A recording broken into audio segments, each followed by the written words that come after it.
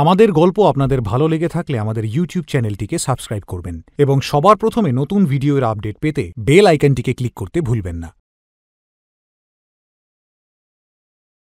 এক হাতে কোদাল নিয়ে রজত অনেকগুলো কবরের মাঝখানে দাঁড়িয়েছিল।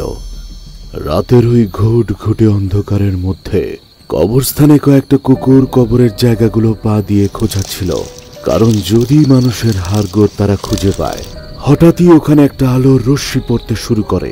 কুকুরগুলো কবর খোঁজানোর বদলে ভয় চিৎকার করতে শুরু করে, কারণ হয়তো কুকুরগুলো আশেপাশে কাউকে অনুভব করছিল।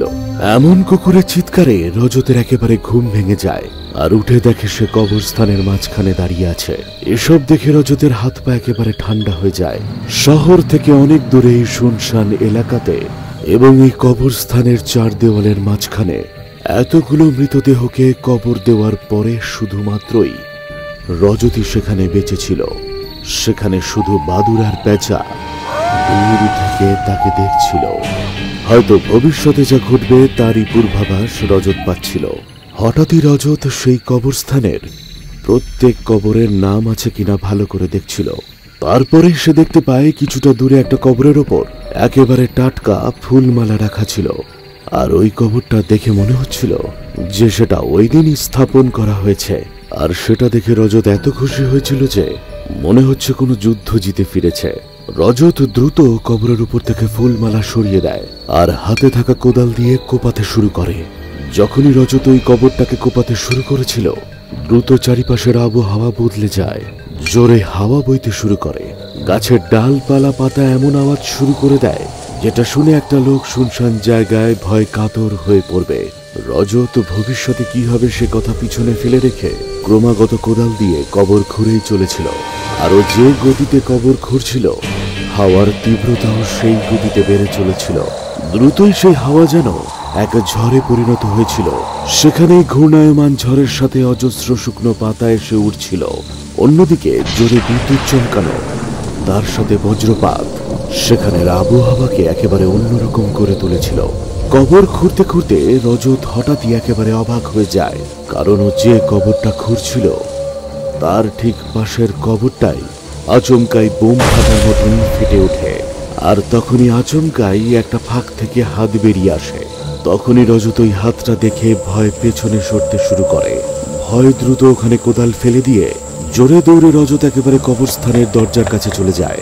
তারপরে আচমকাই এক এক করে সব কবরই ফাটতে শুরু করে এবং সেখান থেকে লাশগুলো বেরিয়ে আসতে শুরু করে। দেখতে না দেখতেই সব লাশগুলো রজতকে একেবারে ঘিরে দাঁড়িয়ে থাকে। আচমকাই কবরস্থানে আগুনের ফুলকির মতো অগ্নিবাণ চালু হয়ে গেছিল। অনবরত আগুনের ফুলকি দেখে রজত একেবারে স্তব্ধ হয়ে গেছিল। তখনও না ওখান থেকে পালাতে পারছিল, না কাউকে ডেকে সাহায্য চাইতে পারছিল। প্রচন্ড ভয়ে ওর হাত পা একেবারে কাঁপছিল এবং গলা একেবারে শুকিয়ে গেছিল। আর তখনই লাশগুলো রজতের কাছে এসে রজতকে টানাটানি করতে শুরু করেছিল।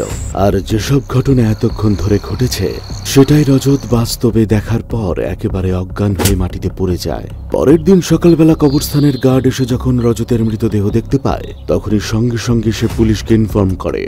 রজতের লাশ কিন্তু ওই কবরের পাশেই পড়েছিল, যেটা রজত খোঁড়ার জন্য ওই কবরস্থানে এসেছিল। ইন্সপেক্টর আশ্চর্য হয়ে বারবার ওই লাশ আর বারবার ওই কবরস্থানকে দেখছিল, কারণ গত 4 মাসে এটাই দ্বিতীয় মৃত্যু ওই কবরস্থানের পাশে। তারপর ইন্সপেক্টর রজতের লাশ পোস্টমর্টমের জন্য পাঠিয়ে দেয় এবং আশেপাশে খুঁজে দেখার চেষ্টা করে, কিন্তু সেখানে তারা কিছুই পায় না। পরে পোস্টমর্টমের রিপোর্ট দেখে ইন্সপেক্টরের অবস্থা একেবারেই খারাপ হয়ে উঠেছিল, কারণ মৃত্যু হার্ট অ্যাটাকের কারণে হয়েছিল। আগের বার যে ছেলেটি মারা গেছিল সেও এই একই হার্ট অ্যাটাকেই মারা গেছিল। যখন এই ভয়ঙ্কর ভয় সহ্য করা যায় না, তখন এই যুগের ছেলেরা গভীর রাতে কেন এই কবরস্থানে আসতে যায়? ইন্সপেক্টর, এর কারণ আমাদেরকে বার করতেই হবে। প্রথমবার কিন্তু বড় ইন্ডাস্ট্রি পার্সনের এক ছেলে মারা গেছিল, আর এইবার মেয়রের ছেলে। মিডিয়ার সাথে সাথে ওই লোকেরাও আমাদের ওপরে কিন্তু প্রেসার চালিয়ে যাচ্ছে। কিন্তু স্যার, দুজনেরই একটা কমন ব্যাপার রয়েছে, দুজনেই হার্ট অ্যাটাকে মারা গেছে এবং একই কবরের পাশে মারা গেছে। আর আপনি জানেন ওই কবরটা কার? কার বলো তো? এটা সেই মেয়েটা যে কিনা আজ থেকে 7 মাস আগে 5 জন ছেলের বিরুদ্ধে কমপ্লেন জানিয়েছিল। কিন্তু ভালো কোনো প্রমাণ না পাওয়াতে ওই 5 জন ছেলে ছাড়া পেয়ে যায়। আর 1 মাস পর গাড়ি চাপা পড়ে ওই মেয়েটা মারা যায়। তুমি কি বলতে চাইছো বলো তো? স্যার, এটাই যে এই দুটো ছেলের মৃত্যুর কারণ কি ওই মেয়েটার আত্মা হতে পারে? আহ, কি যে বলছো তুমি? পড়াশোনা করেছো, এই থিওরিতে তুমি বিশ্বাস করো? আগে ডিটেলটা খুঁজে বার করো। কমিশনারের এসব কথা বলার পরেও ইন্সপেক্টরের ওই থিওরিতে নিজের পুরো বিশ্বাস ছিল। তাই বাকি 3 জন ছেলের উপরে ইন্সপেক্টর নজর রাখা শুরু করে দিয়েছিল। তারপরে একদিন ইন্সপেক্টরের এত পরিশ্রম কাজে আসে। ওই 3 জনের মধ্যে রিতেশ নামের ছেলেটিকে কেমন মন মরা দেখায়। ওই ছেলেটি বাড়ি থেকে একটা কোদাল হাতে নিয়ে বেরিয়েছে, যার চোখ ভর্তি আতঙ্ক, এবং মুখ দেখে মনে হচ্ছিল সে ভীষণই আতঙ্কে রয়েছে। তাকে দেখে মনে হচ্ছিল সে যেন কোনো ভয়ানক জিনিস দেখে একেবারে ভয়ে পাথর হয়ে গেছে। পেছন থেকে ইন্সপেক্টর এসে তাকে বাধা দেওয়ার চেষ্টা করলেও ছেলেটি এক নাগারের সামনের দিকে এগিয়ে চলেছে। আবারও ইন্সপেক্টর ওই ছেলেটির পিছু পিছু যায়। দেখে যে ছেলেটি চলতে চলতে ওই কবরস্থানের কাছে গিয়ে দাঁড়ায়। তারপর এদিকে ওদিকে দেখে। পরে সে সামনে রাখা কোদালটা হাতে তুলে নেয় এবং ওই একই কবরের সামনে এসে দাঁড়ায়। আর যেই সে ওই কবরটাকে খোঁড়া শুরু করেছিল, হঠাৎই ওখানের আবহাওয়া বদলে যায়। অঝোরে বৃষ্টি এবং প্রচণ্ড বজ্র বিদ্যুতের শব্দের সাথে রিতেশ তার খনন কার্য একবারের জন্যও থামায়নি। তখনই জোরে আওয়াজের সাথে কবরস্থান ফেটে যায় এবং একটি মেয়ের অট্টহাসি শোনা যায়। এবং আচমকাই একটা মেয়ে কবরস্থান থেকে বেরিয়ে আসে। মেয়েটির পরনের জামা কাপড় একেবারে ছেঁড়া ছিল এবং মাথায় যেখানে চোট লেগেছিল সেখান থেকে রক্ত পড়ছিল। আর লাশটা পুরনো বলে অজস্র পোকা জন্মেছিল। গত দুবারই প্রচণ্ড ভয়ের ফলে হার্ট অ্যাটাক হয়ে মারা যায়। কিন্তু এইবার দেখে মনে হচ্ছে ওই মেয়েটার মতলব কিছু অন্য। মেয়েটি তার হাত বাড়িয়ে দেয়। ওর নোংরা পচা গলা হাত থেকে আচমকাই যেন নখগুলো বেরিয়ে আসছিল। আর তখনই মেয়েটা আঁচড় দিয়ে রিতেশের পেট চিরে ফেলে। রিতেশের পেট থেকে তখন অনর্গল রক্ত বেরোচ্ছিল। আর সেই রক্ত ছিটে মেয়েটির মুখে গিয়ে পড়ে। আর মেয়েটির মুখে চোখে আনন্দের চমক, যেন রিতেশকে মেরে খুব খুশি হয়েছে। তারপর মেয়েটা এক পলক ইন্সপেক্টরের দিকে তাকায় এবং কোনো রকম ক্ষতি না করে আবার সে কবরে চলে যায়। ইন্সপেক্টর তখন বুঝে গেছিল যে মেয়েটির আত্মা শুধুমাত্র প্রতিশোধ নেওয়ার জন্যই এসব করেছিল।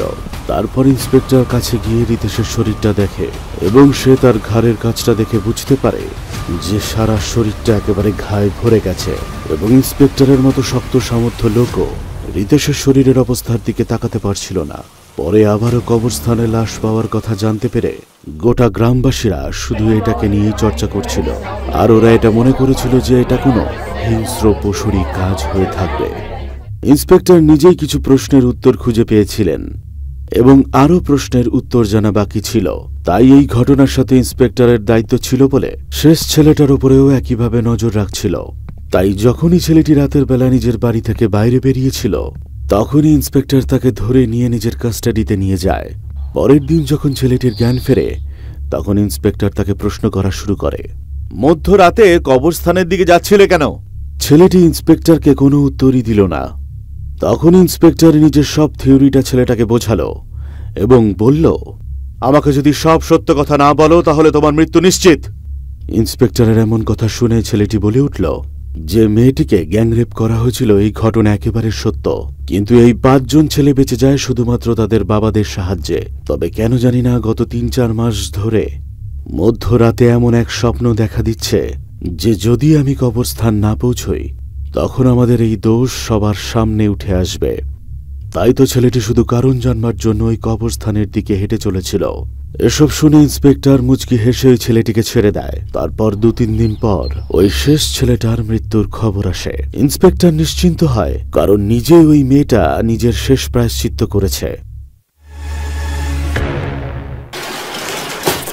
আমাদের গল্প আপনাদের ভালো লেগে থাকলে আমাদের ইউটিউব চ্যানেলটিকে সাবস্ক্রাইব করবেন এবং সবার প্রথমে নতুন ভিডিওর আপডেট পেতে বেল আইকনটিকে ক্লিক করতে ভুলবেন না।